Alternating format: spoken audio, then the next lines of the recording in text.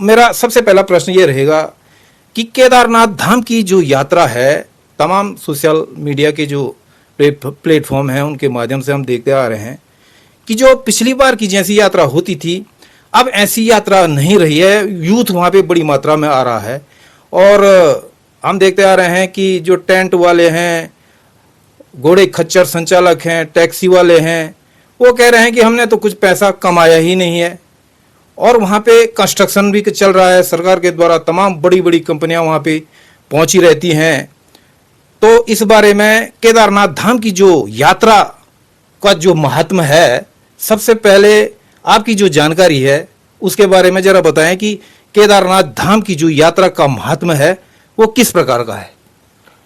मैं आपका तहे दिल आभार प्रकट करता हूं कि आप बार बार जो है इन सभी चीज़ों को उठाने का प्रयास करते रहते हैं और निश्चित तौर पर करना भी चाहिए। जो आदमी जागरूक होता है, जो पत्रकार, जो चैनल जागरूक होते हैं, वो इस तरह के चिंतनीय विषयों पर ध्यान आकर्षण करने का काम करते हैं। इस बात का मैं आपके लिए आपका जो है बहुत बहुत धन्यवाद करता हूं।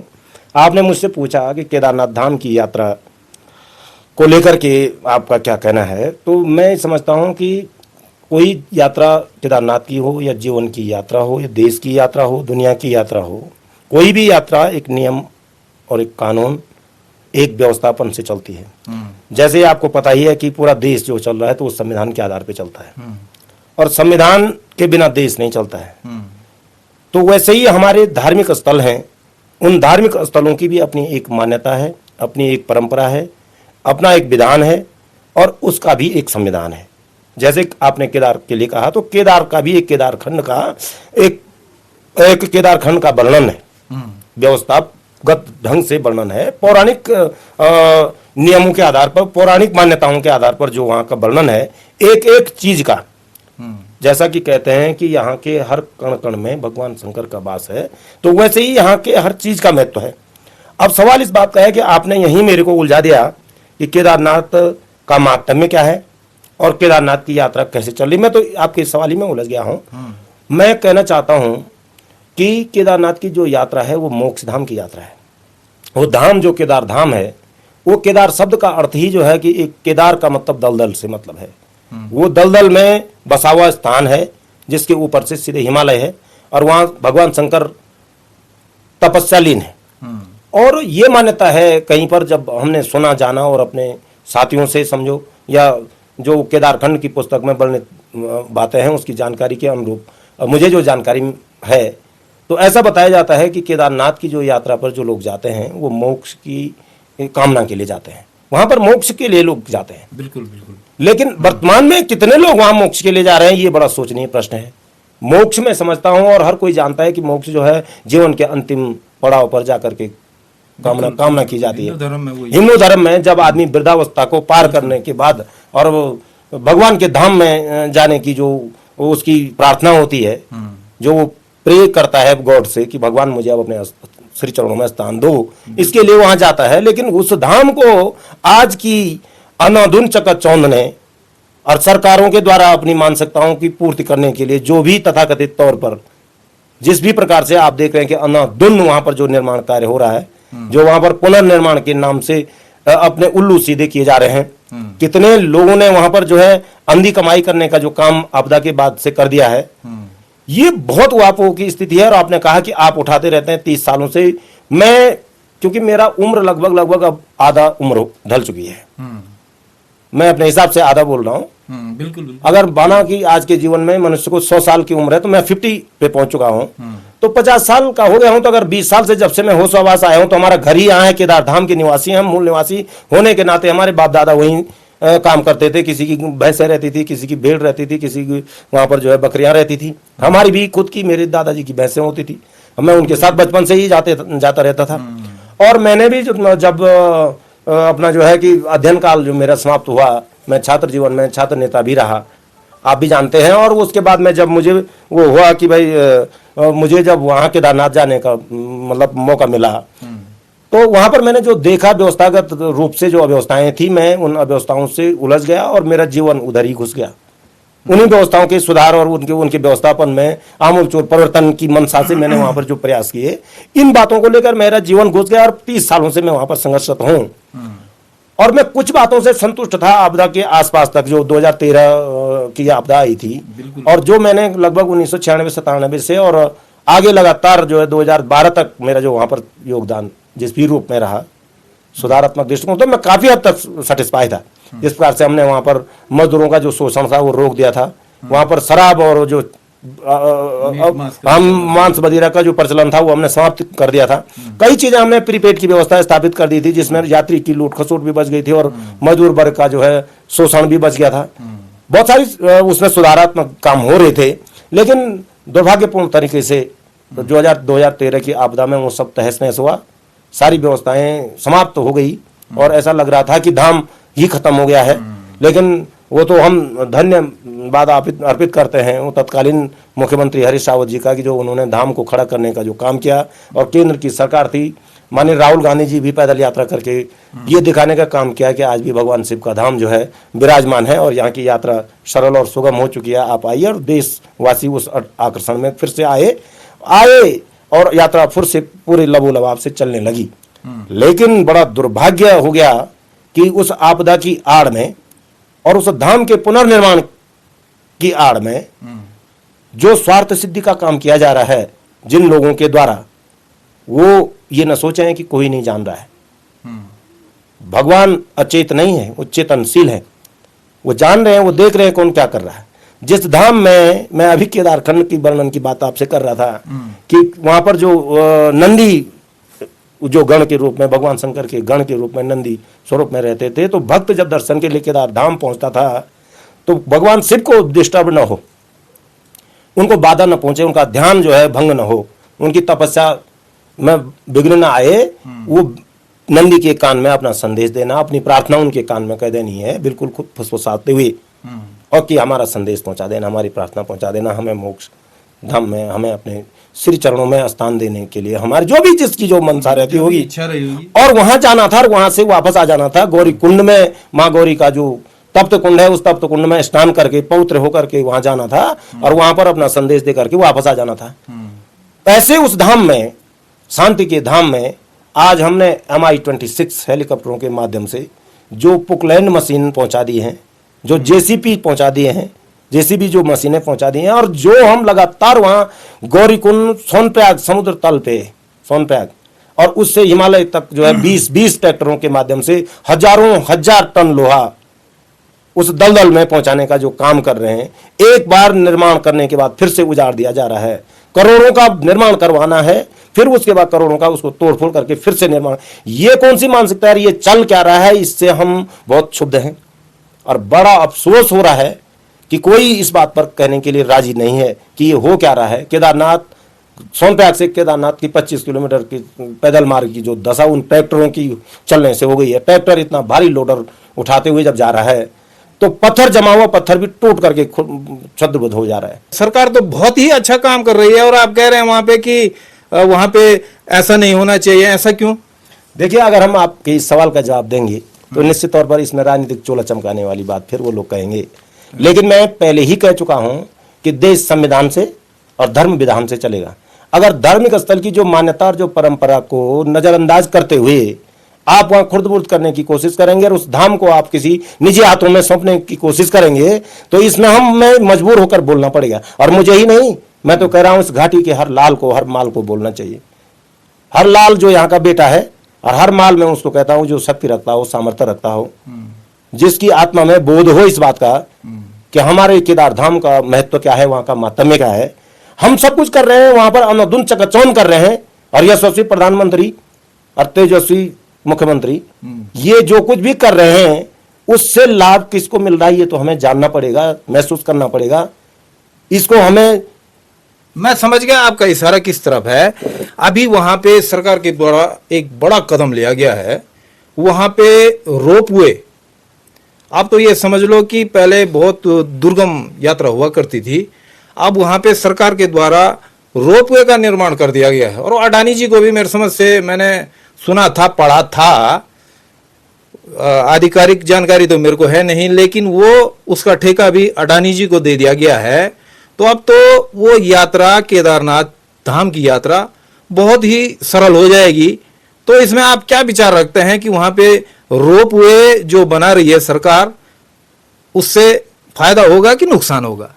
देखिए जी, 2014 के बाद ये देश जब आजाद हुआ, 14 के बाद 47 में नहीं हुआ? नहीं, 2047 में नहीं हुआ, 2014 के बाद हुआ ये देश। नहीं, ऐसा आप कैसे कह सकते हैं? मैं कह रहा हूं, मैं इसलिए कह रहा हूं कि जब 2014 के बाद ये देश आजाद हुआ, तब प्रत्येक नागरिक के खाते में 15 लाख रुपए आए और प्रति वर्ष 2 करोड़ रोजगार सृजित हुए और 100 स्मार्ट सिटी बनती गई।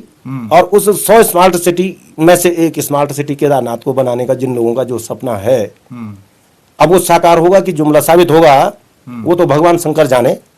लेकिन हम जो कह रहे हैं, जो हमारा पूर्वाग्रह है जिससे हम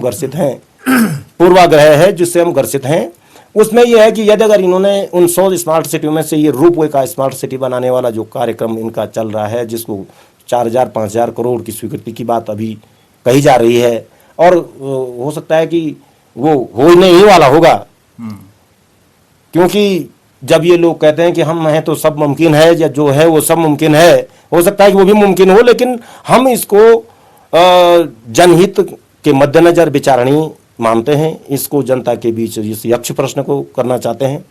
केदार घाटी के हर ग्रामीण के मन मस्तिष्क में इस सवाल को पूछना चाहते हैं, चाहे वो गौरी ग्राम हो, तोसी ग्राम हो, चाहे पृथ्वी नारायण हो, सीतापुर, रामपुर, बड़ासू, फाटा, सिरसी, ब्योंगाट, उखीमठ विकास खंड से लेकर के जनपद रुद्रप्रयाग को लेते हुए पूरे हरिद्वार तक पूरे प्रदेश के लोगों से पूछना चाहते हैं कि यदि अगर वो रोपवे का, जहां पर हिमनद बन करके आते हों, आफत बन जाते हों, जहां के पहाड़ सीधे बिना पूछे टूट जाते हों, छेना घाट जैसी आपदा जहां आ जाती हो, जहां पर एक बसा बसाया बाजार था, वो धंगार में तब्दील हो जाता है। केदारनाथ जो कि हमारे सामने ही अभी हमारे जीवन काल में एक बार तहस नहस हो चुका है, उन पहाड़ों में, उन पर्वतों में इतना हजारों टन का लोहा और ये पोल को जो गाड़ने के जो गड्ढे किए जाएंगे, उसका निर्माण के दौरान क्या वहां पर होने वाला होगा, वो तो परमात्मा ही जाने। लेकिन हम ये भी कहना चाहते हैं कि अगर इन्होंने उसको फिट फॉर बिजली के बटन की तरह उसको चालू कर भी दिया, तो वो धार्मिक परायणता नहीं है, धर्म परायणता बिल्कुल नहीं है, वो पर्यटन परायणता है। वो पर्यटन के लिए कर रहे हैं, जबकि मैंने आपको कहा कि केदारनाथ पर्यटक स्थल बिल्कुल भी नहीं है। और आप उसको पर्यटक स्थल बनाने की कोशिश में हैं। अगर उसको पर्यटक स्थल बनाने की कोशिश में है, तो मैं समझता नहीं हूं कि वहां किसी अडानी उद्योगपति मित्र को या अंबानी को किसी को लाभ पहुंचाने की मानसिकता से, जैसे जियो का सिम फ्री में दिया, उसके साथ फोन भी फ्री में दिया, अब उसका रिचार्ज डालना मुश्किल हो गया है, तो वैसे ही 100 रुपये में ट्रॉली में टिकट लगाएंगे, फिर उसका 500 रुपये करेंगे, फिर 1100 करेंगे, फिर 11,000 भी करेंगे, पता नहीं तब उसके बाद जब अगर वो ट्रॉली सफल हो जाएगी तो तब अब न जाने वो कितने हजार का टिकट होगा।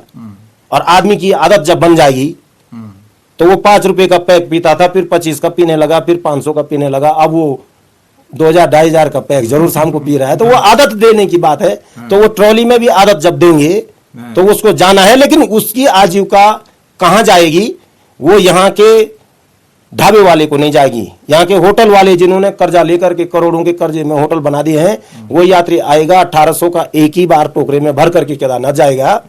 टोकरा शब्द थोड़ा सा अभ्रंश लग रहा होगा, लेकिन मैं उसको बुना हुआ एक टोकरा ही मानूंगा, टोकरा ही टाइप का रहता रहेगा वो। और उसमें बैठ करके 1800 लोग जब एक बार आधा घंटे में ऊपर जाएंगे, फिर आधा घंटे में आएंगे, तो कल्पना कीजिए वो 1800 लोग यहाँ रुकेंगे कहाँ और क्यों रुकेंगे, वो किसके होटल में ठहरेंगे? मैं पूछना चाहता हूँ यहाँ के सांसद महोदय को, यहाँ के विधायक जी को, यहाँ के जिला पंचायत अध्यक्ष को, यहाँ के प्रमुख को, यहाँ के जो क्षेत्र पंचायत सदस्य हैं, जो प्रधानगण हैं, जिन गांवों से जिन लोगों को जनप्रतिनिधित्व मिला है, क्या उन लोगों का दायित्व नहीं बनता है कि उस पर चिंतन करें कि जो ये सब हो रहा है इससे आजीविका आएगी या जाएगी, या इससे होगा क्या? कितने लोग, अच्छा मैं तीर्थ पुरोहितों से निवेदन करना चाह रहा हूं कि मैं बड़ा ज्ञानी पुरुष बनने की कोशिश तो कर नहीं रहा हूं, मैं सिर्फ एक जागरूक नागरिक के हिसाब से आपके सामने मुखातिब हो रहा हूं, और एक जागृत पुरुष होने के नाते, और इस धार्मिक क्षेत्र जो हमारा 11वां ज्योतिर्लिंग है, अंधाधुंध विकास करते करते कहीं विनाश न हो जाए, कहीं ऐसा न हो जाए कि 11वां ज्योतिर्लिंग ही समाप्त हो जाए। चलो वो तो भविष्य के गर्त में है, मैं कह रहा हूं भविष्य के गर्त में। आप मेरे को लग रहा है कि आप जो है रोपवे के विरोध में हैं, और सरकार कह रही है कि ऐसे लोग विकास विरोधी है। अगर हम विरोध करते हैं तो हमारे सामने तो संकट तो ये है कि ये जो हमारे लोग हैं, जो जनता है, जो देशवासी हैं, जो कह रहे हैं कि विकास विरोधी है, तो हम अगर विरोध करते भी हैं तो सरकार तो साफ साफ बोल रही है कि ये लोग विकास विरोधी है। अब हम अगर विकास विरोधी होने की बात को अगर करेंगे और वहां विनाश का विरोध करने की बात होगी तो कोई इस बात को मानने के लिए तैयार होगा। इसीलिए तो मैं जनता और जनता जनार्दन को आपके चैनल के माध्यम से पूछना चाहता हूं, मैं खुद भी पूछना चाहता हूं कि लोगों को क्या आभास हो रहा। जो मैंने अभी तमाम ग्रामों के नाम निकाले और सभी जनप्रतिनिधियों को उसमें शामिल कर दिया, तो मेरा इन्हीं लोगों से एक बार आपके चैनल के माध्यम से, आपके श्रोताओं और आपके दर्शकों के माध्यम से ये पूछना है कि क्या इस धर्मस्थल को, इस केदार धाम को इसकी परंपराओं के अनुसार चलने दिया जाना चाहिए या उस पर जोर जबरदस्ती करके नियम कानून थोपने चाहिए।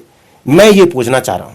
मेरा ये नहीं कि होना चाहिए कि नहीं होना चाहिए, मेरे बूते में वो भी नहीं रह गया कि मैं ये कह दूं कि ट्रॉली नहीं चलेगी या मैं ये कह दूं कि पुनर्निर्माण गलत हो गया अब उसको रोको। मेरे कहने से तो कुछ होना नहीं है, बल्कि मैं अगर ज्यादा कहूंगा तो ये कह रहे हैं कि ये तो अपना राजनीतिक चोला चमकाने के लिए कह रहे हैं। अब चोला हमारा तो चमक नहीं रहा, चोला तो उनका ही चमक रहा है, बार बार तो पूरे देश ही में चमक रहा है। भाई देखिए सत्य भी हो सकता है, 27 के चुनाव आने वाले हैं। अब वो तो बहुत से के गर्द में छिपी हुई चीजें हैं, लेकिन मैं इतना जरूर कह रहा हूं कि जो लोग, जो जनता, जो क्षेत्रवासी जो लोग हैं, उनको इस विषय पे चिंता करना चाहिए कि जो यात्री वहां मोक्ष के लिए आता था वो वहां आज पिकनिक मनाने आ रहा है। जो वहां तीर्थ पुरोहित से अपना चंदन लेपन के लिए आता था, जो अपने पितरों की मोक्ष के लिए आता था, वो आज टेंटों में वहां किस प्रकार से, उन शब्दों का मैं प्रयोग करना ही नहीं चाहता हूं। अगर मैंने कर दिया तो वो तो और भी अभ्रंश होगा और भी अपमानजनक होगा, लेकिन मैं अनदेखा भी उस चीज को नहीं कर सकता हूं। जो वहां पर गंदे प्रचलन शुरू हो गए हैं टेंटों के माध्यम से, जो रात दिन वहां पर मांस मदिरा और धूम्रपान, नशा पान और न जाने व्यभिचार जो भी जो वहां पर चलने की परिस्थितियां जो बनी हुई है, आंखों देखा हाल हमको जो दिखा। अच्छा, थोड़ा मैं आपको रोकना चाहूंगा, रोपवे से नुकसान क्या है? स्थानीय जो वहां पे काम करते हैं, घोड़े खच्चर वाले हैं, होटल व्यवसायी हैं, उनको क्या नुकसान पहुंचने वाला, आप ये बताइए। देखिए, ये भगवान शंकर का धाम है और इस धाम का हम शब्दों में बखान नहीं कर सकते हैं कि वहां से किसको क्या मिलता है। वहां से न जाने कितने लोगों की रोजी रोटी का सवाल है, कितने लोगों की आजीविका का सवाल है। अगर वो आजीविका सबकी नजरअंदाज करके सिर्फ अंबानी की ट्रॉली लगाने से अगर देश का कल्याण और क्षेत्रवासियों का भला हो रहा है तो उस भले में हम भी शामिल हैं। हम क्यों उस बुराई में जो है, हम उस इतनी बड़ी भलाई में विरोध नहीं करेंगे, लेकिन इतना जरूर है कि हम अपनी आत्मा से इस बात को महसूस कर चुके हैं कि केवल एक व्यक्ति की भलाई के लिए, और उस तीर्थयात्री जिसने पैदल चल करके तप करते हुए भगवान शंकर के दर्शन के लिए जाना था, उसकी धर्म परायणता को भंग करने के लिए और इस आधुनिकता की चकाचौंध में, इस आधुनिकता की चकाचौंध में अपने आप को सिद्ध करने के लिए, केदार धाम को मोदी धाम स्थापित करने के लिए ये सब चल रहा है। इसके अलावा और कुछ नहीं चल रहा है। अगर जरा भी इस बात का ख्याल होता,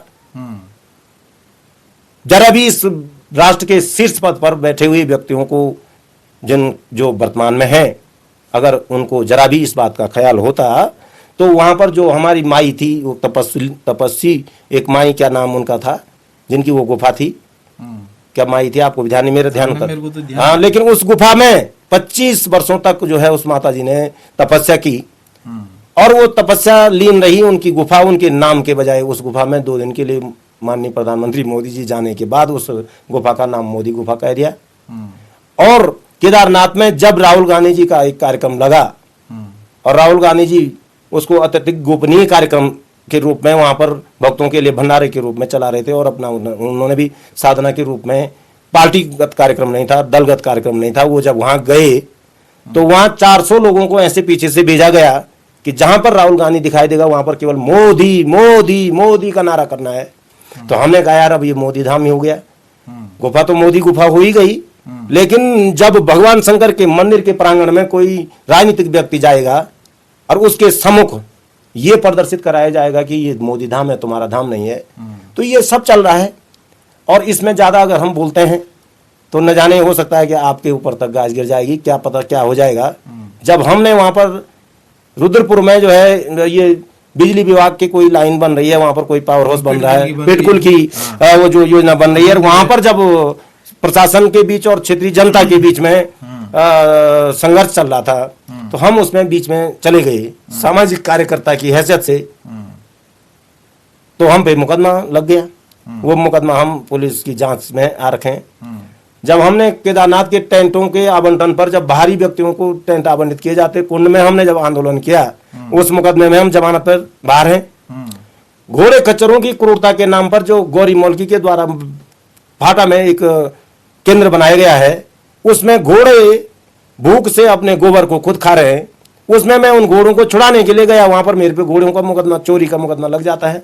तो इसलिए भाई मैं तो आपके चैनल के माध्यम से, आपके श्रोताओं के माध्यम से ये कहना चाहता हूं कि और एक मुकदमा मुझ पर न हो जाए। नहीं तो विरोध कहां कर रहे हैं, हम तो समर्थन कर रहे हैं। हमने तो हाथ खड़े कर दिए, हमने कह दिया भाई ट्रॉली बनाओ, लेकिन लोगों का भला होना चाहिए उसमें, लोगों की आजीविका होनी चाहिए उसमें। जो क्षेत्रवासी हैं उनकी आजीविका बरकरार रहनी चाहिए, लोगों के जो उनका ध्यान रखा जाना चाहिए। और अगर उनका ध्यान नहीं रहता है, जनता अपने आप में हॉस्टाइल होती है, अपने हाथ खड़े करती है। जाल वाले हजारों सैकड़ों लोग जाते हैं, चौमासी वाले जाते हैं, मको वाले जाते हैं, पूरी बस केदार बनाल गांव बांगर वाले जाते हैं, रोजगार करने जाते हैं केदारनाथ, सल्ला तुलंगा देवर पूरी घाटी जाती है। और न सिर्फ घाटी जाती है, केदारनाथ पैदल मार्ग जो 25-20 किलोमीटर का है, हजारों हजार लोगों का वहां पर रोजगार है। और उसको आप डब्बे में भर कर केदारनाथ ले जाएंगे, उसको उतारेंगे, उसको ले जाएंगे, तब उसके बाद की कल्पना करने की बात है। विकास विरोधी हम बिल्कुल नहीं है, बल्कि 2 डब्बे साथ में लगाए, 18 3600 लोग एक साथ में ले जाएं। लेकिन जिन लोगों का उसमें अब रोजगार का जरिया खत्म हो रहा है, जो वहां से पलते आए हैं पीढ़ियों से, जो परंपरागत तरीके से जो हकूकधारी हैं, जो 3600-1800 लोग केदारनाथ जाएंगे, जिनको तीर्थ पुरोहित को बात करने का मौका नहीं मिलेगा। जो हकूकधारी तीर्थ पुरोहित जो वहां का तीर्थ प्रणाम है, जिसने यात्री को पूज करके ही वो अपनी आजीविका चलानी है, उस तीर्थ पुरोहित के हितों की बात करके अगर वो ट्रॉली उनको कुछ देती है, उसमें उसका हिस्सा भी होता है। जो यहाँ के हजारों हजार कम से कम घोड़े खच्चर वाले वहां से चलते हैं, चलो जो दंडी कंडी, बिल्कुल बात सही है। जो छोले भटूरे वाले, चाय वाले, लाठी बेचने वाले पैदल पर बेचते थे, जो मोजे जुराब बेचते थे, ट्रॉली वाले को कहां पर बेचेंगे, कैसे उनका कारोबार चलेगा, ये चिंता समाप्त कर देनी चाहिए, फिर ट्रॉली बनानी चाहिए। आपकी बातों से मुझे ये लग रहा है कि आप जो है, जो रोपवे वहां पे सरकार के द्वारा बनाया जा रहा है, उसके विरोध में है, सीधी बात है। अब दूसरा प्रश्न मेरा ये रहेगा कि राजा बड़ा है कि धर्म बड़ा है? बड़ा तो धर्म ही होना चाहिए मेरे अनुसार, लेकिन अगर राजा उस धर्म को अपने अनुसार चलाने की कोशिश करता है, तो कुछ दिनों तक तो प्रजा को उसके प्रताड़ना तो सहन करनी पड़ेगी। अंततः राजा का तो नाश होना है, होता ही आया है, इतिहास गवाह है।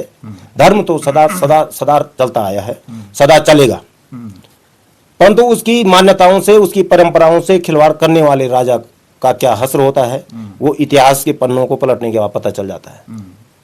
अब आप राजा को बड़ा दिखा रहे हैं तो आप दिखाते रहिए, पूरे देश का चैनल दिखा रहे हैं। बिहार में चुनाव चल रहा है, अब 11 तारीख को द्वितीय चरण का चुनाव है, 14 तारीख को जो है कि परिणाम निकलने हैं, और वहां पर सत्ता विरोधी लहर है। अब सत्ता विरोधी लहर होने के बाद क्या परिणाम निकलते हैं वो भी दिख जाएगा, वो तो देखी जाएगी, 14 तारीख को दिखी जाएगा। और पूरे देश में कहां किन प्रदेशों में क्या क्या हो रहा है, वो आप हमारे जनपद में काली स्याही, पीली स्याही, नीली स्याही का प्रकरण आपने देख ही लिया है। तो ये सब चल ही रहा है। तो राजा शक्तिशाली भी होता ही है, ऐसा भी नहीं कि राजा की शक्ति कुछ नहीं करती है, करती तो बहुत कुछ है भाई। जब केदारनाथ जैसे हिमालयी और उस दलदल के क्षेत्र में हजारों हजार टन से जो है लोहा भरा जाता है, और वहां जब जो है इतने बड़े बड़े हवाई जहाजों का बम्बार्डमेंट किया जाता है, वहां इतनी बड़ी बड़ी मशीनें जब चलाई जा सकती हैं, और जब अब और हजारों हजार करोड़ की एक रोपवे जो वहां पर जाने का काम हो सकता है, तो शक्तिशाली तो राजा होता ही है। लेकिन अंत तो गत्वा नाश भी स्वाभाविक प्रक्रिया है। अच्छा, एक मामला आप उठा रहे थे, मैं सोशल मीडिया पे देख रहा था, ट्रैक्टर का मामला। तो ट्रैक्टर तो वहां पे माल ढुलाई का काम करते हैं, वहां पे उनसे क्या नुकसान होने वाला है? ट्रैक्टरों से आपको क्या दिक्कत है? हाँ, ये आपने बहुत अच्छी याद दिला दी। ट्रैक्टर क्या है, मेरी जानकारी के अनुसार ट्रैक्टर जो है, मतलब जो है समतल जो क्षेत्र होते हैं, मैदानी क्षेत्रों में जो भारी ढुलान का सामान ढुलान का काम करते थे, और ट्रैक्टरों में रेत, बजरी, पत्थर, गारे इत्यादि चीजें मैंने ढुलान करते हुए देखा है।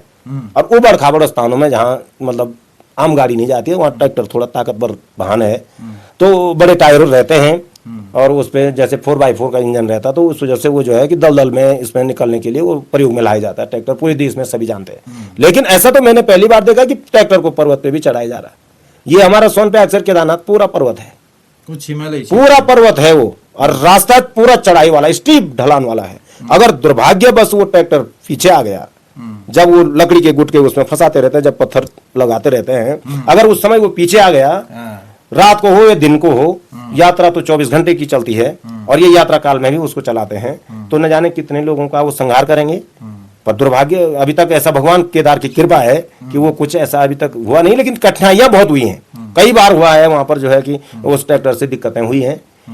लेकिन ये तो अनहोनी वाली बात है, अनहोनी कब हो जाए क्या हो जाए वो तो हम नहीं जानते हैं, पर जो होनी हो रही है ट्रैक्टरों से सबसे बड़ा नुकसान तो ये हो रहा है कि जो पैदल मार्ग है बड़ी मुश्किल से बनाया हुआ है, उस पर्वत की तलहटी में सोनप्रयाग से गौरीकुंड, जहां की आप रोड का चौड़ीकरण नहीं कर सकते हैं, सेंचुरी एक्ट के मतलब जो है विद्यमानता के कारण आप रोड का चौड़ीकरण नहीं कर सकते हैं, आज रास्तों में जो है ज्यादा कटिंग नहीं कर सकते हैं। तो वहां जिस प्रकार से भी आपदा के काल में माननीय हरीश रावत जी के कर कमलों से जो भी रास्ता तैयार किया गया था, जिस भी रूप में किया गया था, वो तो निर्भीक आदमी थे, उन्होंने निर्णय लिया, कटवा दिया, और कट गया वो रास्ता, तो गनीमत हुई।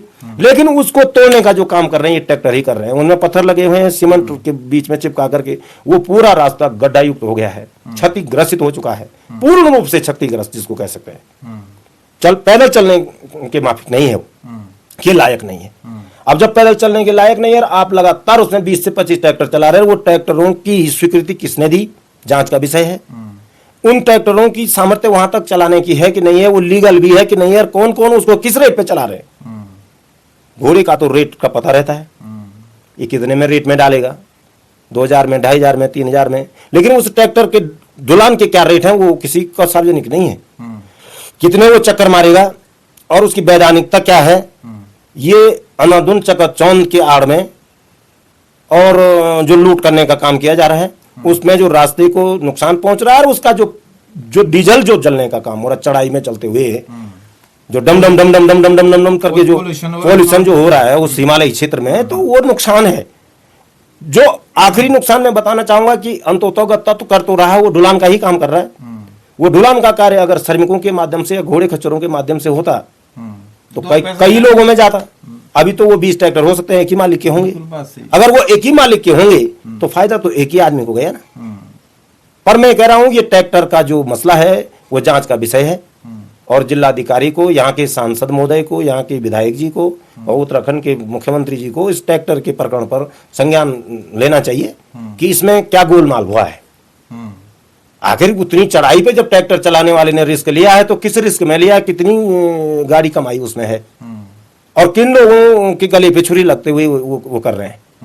आप वैसे तो आप पर्यावरण प्रदूषण की बड़ी बड़ी दुआई देते हैं, लेकिन वो जो डीजल फूकते हुए 20 ट्रैक्टर चल रहे हैं, क्या उसकी सुनवाई नहीं होनी चाहिए, उसकी जांच नहीं होनी चाहिए? बिल्कुल। और क्या जरूरी है इतना कि उनके माध्यम से इतना लोहा, इतना सीमेंट, इतना, ठीक है अपरिहार्य कारणों में अगर कोई ऐसा इम्पोर्टेंट कोई सामान है, कोई मशीन ऐसी हो गई है खच्चर नहीं ले जा सकते या मानव संसाधन से नहीं जा सकता, तो उसके लिए तो हम भी एग्री हैं, सबको होना भी चाहिए कि अगर कोई भारी भरकम मशीन है जिसको केदारनाथ में जाना ही, पहले तो केदारनाथ में इतनी बड़ी मशीनों का प्रयोग करना उचित है कि नहीं है, वो तो वहाँ की महत्ता के खिलाफ है ही है। बिल्कुल है। वहां पर इस तरह का जलजला पैदा करना अपने हाथों से जानबूझ करके, और राजा को शक्ति अपनी दिखाने के लिए, अपने आप को स्थापित करने के लिए, ये सब कुछ से प्रयास तो किए नहीं जाने चाहिए थे। वहां की जो मान्यता है, वहां की धार्मिक परंपरा जो है, उसको भी मद्देनजर रखा जाना चाहिए था। बिल्कुल। जहां 51 सीढ़ी 52 सीढ़ी कहा जाता था, और वहां 52 सीढ़ियों के नीचे ही जूते उतारने थे, फिर पैदल जाना था, वहां आप मंदिर के अंदर जूतों के साथ जा रहे हैं। तो क्या ये नियम कानूनों पे अंकुश नहीं लगना चाहिए? ये लगना चाहिए, लेकिन मैं तो जनता जनार्दन के श्री चरणों में अपने मस्तक को नतमस्तक करते हुए पूछना ही चाहता हूं कि वह चिंतन जरूर किया जाना चाहिए। अगर हमने बोलना है कि हम करेंगे तो फिर तो वो तो हमको ठीक कर लेंगे। हम तो ठीक माने 3 मुकदमे मैंने तो आपको गिना दे जिनमें मैं जमानत पे हूँ। अच्छा। और अभी एक और का मुकदमा हो जाएगा आसानी से। हमारी बगत कितनी रह गई? जब हमने टेंट वालों का मुकदमा आंदोलन लड़ा तो जमानत पे छूटे हुए हैं। घोड़े भूखे प्यासे अपना गोबर खा रहे थे, उनको छुड़ाने के लिए गया तो चोरी के मुकदमे में जमानत पे। जनपद रुद्रप्रयाग में पहला मुकदमा है चोरी का। यहाँ इस जिले में चोरी का कोई मुकदमा अभी तक दर्ज ही नहीं हुआ। चोरियां हुई होंगी लेकिन घोड़ा चोर की मुकदमा जो है मुझ पे हुआ है। और पिटकुल वालों के वहां हम केवल नहीं नहीं अब आप हंसे, हंसने लायक बात हुई, लेकिन मैं पिटकुल वालों का जब वहां द्वंद्व चल रहा था, हमारी बैठक थी यहाँ पर वहां गुप्तकाशी डाक बंगले में, आप पहुंचे थे और हम वहां जाते जाते जनहित के लिए गए, और वहां जाम हो गई रोड। अब जब रोड जाम हो गई, जागदार की रोड हो गई, नवोदय के विद्यालय में छुट्टी हो गई, वहां लोगों ने, बच्चों ने, टीचरों ने कहीं जाना है अपने गंतव्य। वहां भी तो विकास हो रहा था। अब विकास हो रहा था तो आप विकास का विरोध करने के लिए गए थे, तो इसलिए आप पे मुकदमा दर्ज हो गया। अब विकास तो राजा की शक्ति पे हो रहा ना, जनता की शक्ति पे तो नहीं हो रहा है। वो तो राजा की शक्ति पे विकास हो रहा है। मैंने कहा ना कि 100 स्मार्ट सिटियां और 2-2 करोड़ रोजगार जो सृजित हुए हैं देश में, 15-15 लाख रुपए जो आए हैं, सभी के लिए आए हैं, सबने देखा है। तो वो विकास भी हो रहा था, तो जनता लड़ने लग गई, हम बीच में फंस गए, वहां मुकदमा हो गया। अब हो सकता है कि हम बिना जनता को पूछे हुए कि तुम्हारे हितों की रक्षा हो रही कि नहीं हो रही, अगर वहां आंदोलन की रूपरेखा बना देते हैं, तो ये तो 2027 के चुनाव में तो ये पूरे प्रदेश की 70 सीटों में कहेंगे कि विकास विरोधी लोगों को देखो। तो भैया हम विकास विरोधी नहीं है, जनता चाहती है, जनता जागृत होती है, जनता को महसूस होता है कि इससे क्या हो रहा है, धार्मिक स्थल की महत्ता, उसकी परंपराओं को नुकसान तो नहीं होगा। उन चट्टानों में अगर इतने बड़े बड़े पोलों को गाड़ने के लिए गड्ढे बनाए जाएंगे, तो वो पहाड़ी टूटेंगी तो नहीं, सत्यानाश तो नहीं होगा, कहीं केदारी तो नीचे नहीं आ जाएगा, वो दलदल, वो रेत, वो पानी बह करके, और 11वां ज्योतिर्लिंग समाप्त तो नहीं हो जाएगा। ये ऐसा तो नहीं हो जाएगा। अगर जनता को लगता हो तो विरोध करना चाहिए, हम भी उनके विरोध में शामिल हो जाएंगे, लेकिन भाई बिना जनता की कैसे होगा? हे बाप रे, वो तो मार देंगे। वो तो मुकदमा कर रहे हैं लगातार। अच्छा, हाँ, 4 मुकदमों में मेरे पास मुकदमे हैं। अब कितने जेल हैं? अब वैसे इनकम नहीं है, कहाँ से होगा? अभी जो यात्रा आई, तो यात्रा तो बता रहे 17 लाख बता रहे हैं, लेकिन 17 लाख तो गए हैं। लेकिन मैं बता रहा हूँ कि अगर पूछा जाए कि आंकड़े हैं सरकार के पास, नहीं तो होटल वालों के कितनों के दरवाजे खुले, वो तो मुझे देखने को मिला, सुनने को मिला कि कईयों के तो दरवाजे ही नहीं खुले। और टेंट वालों को 100 रुपए में सुलाना पड़ा, क्योंकि वो सही नहीं रहता उसको, तो जब जाने का खुला था, 24 घंटे वाले को जाने का खुला था कि भाई वो रुद्रप्रयाग में रात्रि को अगर 12 बजे पहुंचा तो कोई बैरियर नहीं था, कोई प्रतिबंध नहीं था। तो 12 बजे रुद्रप्रयाग से अगस्त्यमुनि क्रॉस करते हुए, गुप्तकाशी क्रॉस करते हुए सोनप्रयाग गौरीकुंड तक जब उसको किसी ने रोका ही नहीं, तो वो केदारनाथ चला गया। उसने टेंट वाले ने बोला बैठ जा, यहाँ सो जा। उसने कहा तेरा दिमाग खराब हो, इतनी बड़ी रात काट के चल के आ रहा हूँ, मैं यहाँ क्यों सो जाऊं? वो सुबह अपने मंदिर में जाकर दर्शन करते हुए अपना वापस चला गया। तो उसको जब कहीं से किसी व्यवस्था के लिए जो है उसको नहीं बोला गया कि रात होती है या दिन होता है, या नियम भी होता है, कानून, सोना भी पड़ता है। आपको लगता है कि उतनी इनकम हुई है वहां पे, जो स्थानीय जो वहां पे रोजगार करते हैं, घोड़े खच्चर वाले हैं, टेंट वाले हैं, या नेपाली मूल के लोग हैं, या टैक्सी यूनियन के लोग हैं, हुई है इतनी? भाई मैं ये तो नहीं जानता कि 17 लाख आए कि नहीं आए, पर मैं इतना जरूर जानता हूं कि यात्रा के दौरान लगभग 400-500 घोड़ों की मौतें हुई हैं, मौतें बीमारी से। अच्छा, हाँ, वो तो और कुछ घोड़े ऐसे हैं कि जिनका पता नहीं है, जो चोरी कर दिए गए हैं, लापता हैं, जिनका चोरी का संज्ञान है, छोड़े हुए थे, या बीमारी के दौरान वहां भीड़ जब इतनी बढ़ गई। इस बार आप नहीं लगाया गया चोरी का? ना ये नहीं समझे मैं जो कह रहा हूँ। वो क्या कह रहा हूँ कि जो लोगों के घोड़े चोरी हो गए हैं, कौन ले गया? जनपद के प्रशासन ने कहा कि हम 5000 घोड़ों का लाइसेंस देंगे, लेकिन वहां 15 से 25,000 के लोग आ गए। बिजनौर, ज्वालापुर, धामपुर, नगीना से, पिथौरागढ़, बागेश्वर, नैनीताल से, टिहरी, उत्तरकाशी से तो आते ही थे, लेकिन जम्मू कश्मीर और हिमाचल से भी ऐसे ऐसे घोड़े आए कि जिनमें सप्लाई करते हुए शराब के केन पाए गए। अब ये कौन सा व्यवस्थापन है और कौन सा विकास है, ये तो मैं आपसे भी पूछ सकता हूं कि जिन घोड़ों के माध्यम से वहां शराब सप्लाई हो रही थी कैनों में, और 6 घोड़े हमने पकड़ाए, कहां हैं वो 6 घोड़े? किसके थे वो? पिछले साल भी वही हुआ और इस साल भी वही हुआ, और केदारनाथ के धाम में वो शराब ले जाई जा रही थी। तो ये विकास जो कर रहे हैं, तो उन विकास पुरुषों को मैं पूछना चाह रहा हूं कि भाई आप किस हद में और जाएंगे और कहां तक आप जा सकते हैं? एक बार यही तय कर लो आप कि आप या तो फैक्ट्री वहीं शराब की खोल दो ऊपर, जब जाना ही है। और हमारे स्थानीय रोजी रोटी रोजगार की फिक्र नहीं है। हिमाचल और जम्मू कश्मीर जो निम एक कंपनी आई थी, जिसके कैप्टन कर्नल कोटियाल जी जो है, उसके प्रबंधक जो भी थे, उसके बाद उन्होंने उसका पार्ट 2 जो बनाया वुड स्टोन करके, उन्होंने तो सारे हिमाचल से बुला रखे हैं घोड़े। वो जब यहाँ 57 इंच का घोड़ा अलाउड नहीं था तो उन्होंने 28 और 30 इंच के घोड़ों में सीमेंट चेपने का काम कर रहे हैं। और उन्हीं खच्चरों में शराब की सप्लाई करते हुए जब वो पकड़े गए तो किसी का कोई बाल बांका नहीं हुआ। तो विकास तो हो ही रहा है, वो तो सब दिख ही रहा है।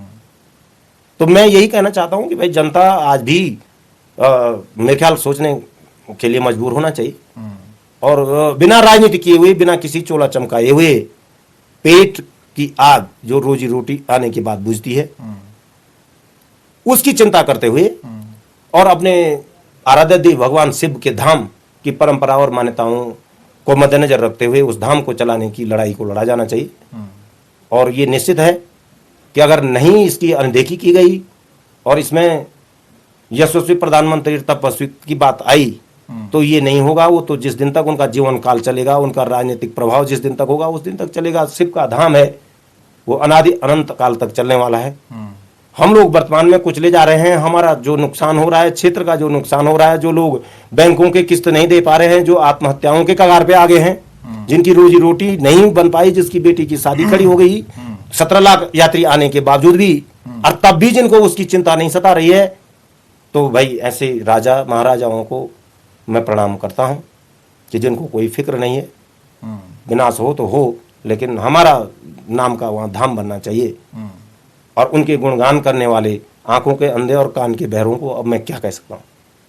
मैं यही कह सकता हूं कि फिर भी आंखें खोलो और अपने कानों का इलाज करो। क्या सुनाई दे रहा है? जहां शिव का डमरू बजता था वहां तो तांडव हो रहा है ट्रैक्टरों का, वहां हेली सेवाओं का तांडव मचा हुआ है, वहां मशीनों का तांडव मचा हुआ है, वहां दिन रात लोहा ही मोड़ा जा रहा है।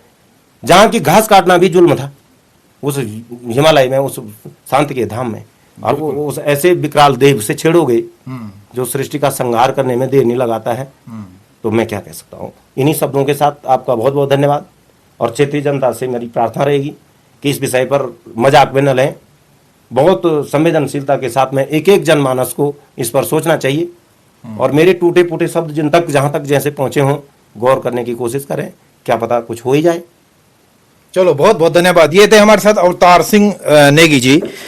हमने आज बहुत चर्चा की है, तमाम बिंदुओं पे चर्चा की है, और जो रोपवे वहां पे निर्माण किया जा रहा है उस पर भी चर्चा हुई है। तो एक तरफ सरकार कह रही है कि ये बहुत ही अच्छा प्रोजेक्ट वहां पे लगाया जा रहा है और उससे जो तीर्थयात्री हैं वो सुगम तरीके से केदारनाथ धाम की यात्रा कर लेंगे। लेकिन कहीं ना कहीं लोगों में आक्रोश भी नजर आ रहा है, क्योंकि रोपवे के कारण जो घोड़े खच्चर संचालक हैं, जो डंडी कंडी ढोने वाले वहाँ पे जो लोग हैं और उन्हीं से अपनी आजीविका चलाते हैं, तो उनमें काफ़ी इस रोपवे को लेकर के सुगबुगाहट भी हो रही है कि कहीं ना कहीं ये रोपवे जो हमारा जो रोजगार है वो कहीं ना कहीं छीनने का काम करेगा। तो देखते हैं, इसमें अभी काम स्टार्ट हुआ नहीं है, और जब काम स्टार्ट होता है तो स्थानीय जनता का क्या इसमें रुख रहता है, क्या वो सोचती है और किस प्रकार से इसका विरोध करती है या समर्थन करती है, ये आने वाला समय ही बताएगा। बने रहें, देखते रहें जाग पहाड़ी।